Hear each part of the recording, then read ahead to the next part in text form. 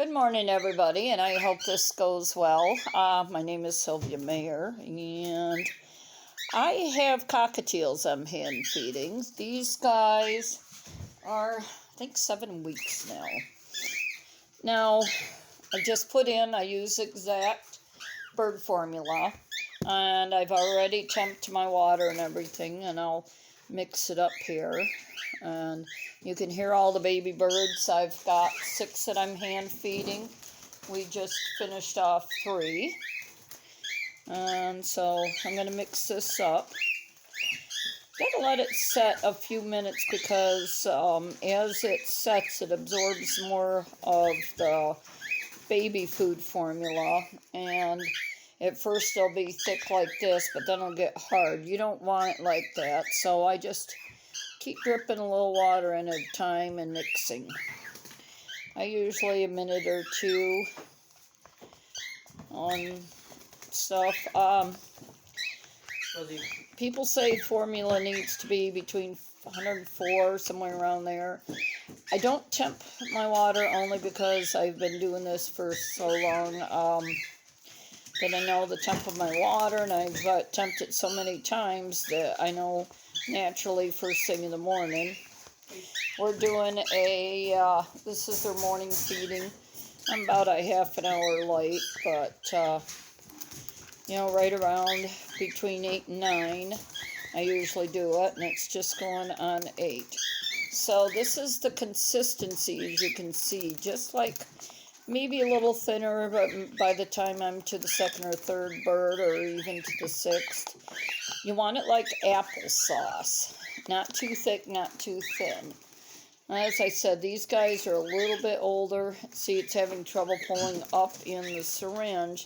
So if it pulls too difficult, and you want to make sure all the air is out, because the last thing you want to do is let your birds get sauerkraut by taking and expelling air directly into their crop. Now, my feeder, pretty much it's not the long syringe. Some people do crop feeding where they have a long tube that they add to it and it goes directly in the crop. Now, you don't want too much water because that's not good for them neither. They are set up with food and water. I'm transitioning them over. They are down to 2 feedings a day, 12 hours apart because of their age, and they do eat. So we're going to get our first one out. They're all anxious, except for one, and he's my shadow, and he's bad to the bone. Okay, so you going to come out? Come on, baby. You want to come out? We also don't just stick these guys back in. I check their crop, because you want 12 hours. You want it to take and go 12 hours to empty it out completely. Hi. Yeah. Hi, Patty. This is Patty that's making all the noise over here. She's usually the first one out. And you know what? Some people just feed the birds, squirt the food in their mouth, and they're done. But we try to spend time with them. And so many compliments I get because our birds are so nice and tame.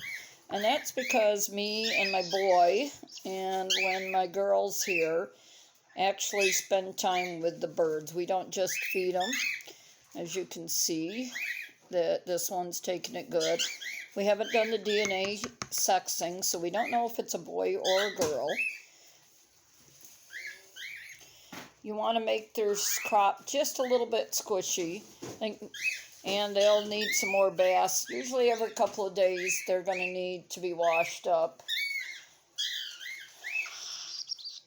This one is one that chatters its food, so I have to kind of hold it in place because otherwise, oh my gosh, is it very, very messy. In fact, I have pictures and people I've told that have seen it after it has a bath or after it's feeding. And this most likely a little girl because it is a white face and it has lots of gray around its face. Most of your white faces, if they're got more of a pure white head, that will indicate a male if it isn't split to anything. Now, this one was 2 white-faced parents, but somewhere in the lineage. Now its crop is soft, which you want it. You never want a hard crop, so you want to just feel that crop just like this to make sure it's not too hard. Some birds will beg, and if they don't beg and stuff, that's fine. Sometimes they undereat, sometimes they overeat. And Keith, could you get me one of the white faces, the other white faces from the big cage? I would take in, I have another third one in here, that's Shadow, but oh my gosh, he is such a struggle to feed. And I'd rather have something for the video that's easy, because you do get some birds that are nightmare feeders. They refuse to open their mouth. This is how used to these guys are, that they will actually fly to us, not just for food, but just because they want to take and be with us. Oops. You want to take and get Patty?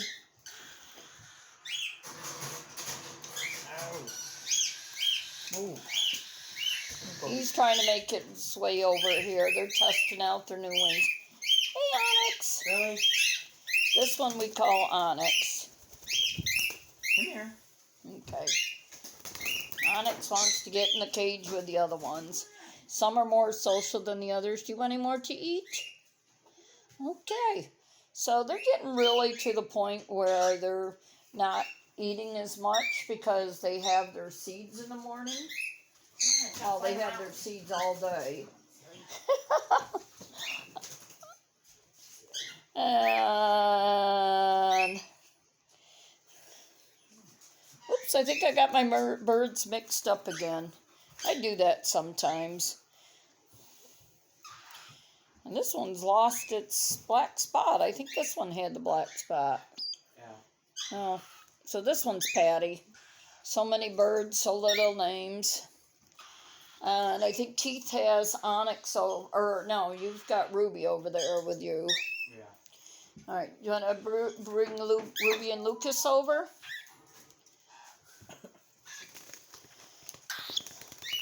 I don't know why, I just came up with the name of Lucas. I just, sometimes, you just come up with a name for no reason at all. Now, Lucas is one of my better ones. I think, I'm hoping it might be a boy. I've got a, but this age without a DNA, they'll all have barring under their wings, your Latinos will. But you gotta wait till about 6-8 months till they molt to really sex them. Now, Lucas is a lot older. He's 11 weeks older, but he or she, but just likes to be fed. Sometimes they just want to be babies longer, especially if there's other babies around. So, yeah. Now, see, here's Onyx begging for food. He just got some, but, give him go back and give him time and let him digest. Wipe that off his face. Is that enough, Onyx? Oh, come here, Onyx. Hi, Keith. Onyx is flying around. Oh my. He got his wing on the thing. Oh, no. Or he got his tail on it, but he got loose. Okay, good. He literally stuck his tail right to it.